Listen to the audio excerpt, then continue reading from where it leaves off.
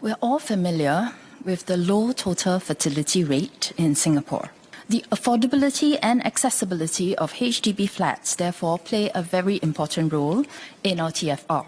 I would like to ask the government if it takes seriously the possible linkage between TFR and housing access and affordability. Has it studied the effect of rising and high house prices on our TFR?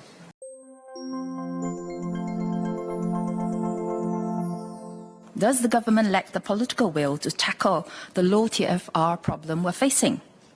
Our low TFR has resulted in our over-reliance on foreign manpower, which has brought along a whole suite of other issues like job competition, social friction, and national identity. Increasing the supply of new flats would not only shorten the waiting time for future applicants, enable them to get married and start a family earlier, it would also spur economic growth at a time when global growth is slowing.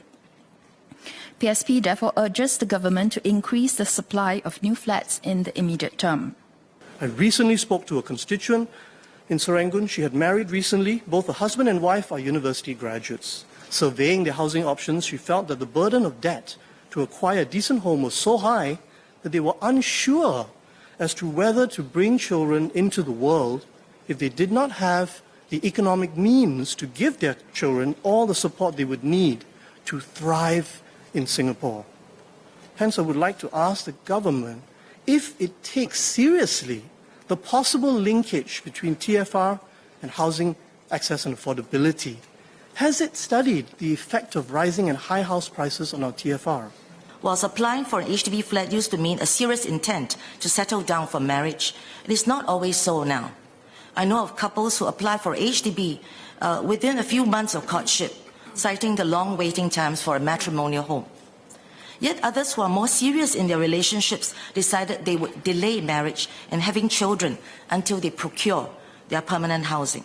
Do more for couples embarking on marriage and parenthood, especially first-timer applicants. Take a calculated risk, at least in the short term, to build van order, to advance build for this group, building in advance instead of just built to order. Flats with shorter wait times should become an anchor product, a staple in our future BTO launch inventory. They should make up a larger portion of our annual supply. This would certainly be useful for first-timer couples who are marrying later in life, or those who are married already but looking to settle into their own nest before starting a family, and certainly for those already with a child. I would like to encourage first-timer couples not to put your family plans on hold. Consider a BTO flat in a non-mature estate first. In terms of supply, we are committed to launch up to 100,000 new flats between 2021 to 2025 if needed. Once we get over this current challenge, we intend to launch more shorter waiting time flats from 2024 onwards. We aim to reach pre-COVID levels by launching around 2,000 to 3,000 shorter waiting time flats per year by 2025, with waiting times of under 3 years. We do in fact have models that take into account many considerations: marriages, births, deaths, income levels, economic conditions, cycles, demand for different housing types, and so on, in trying to project the real demand for flats and of property in general.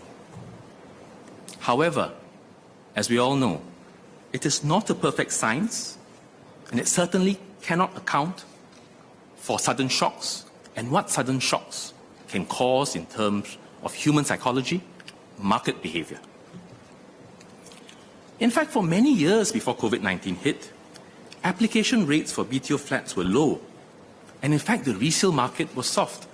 And then COVID-19 hit, the dynamics shifted rapidly, and we are in the current situation where demand for housing has shot up.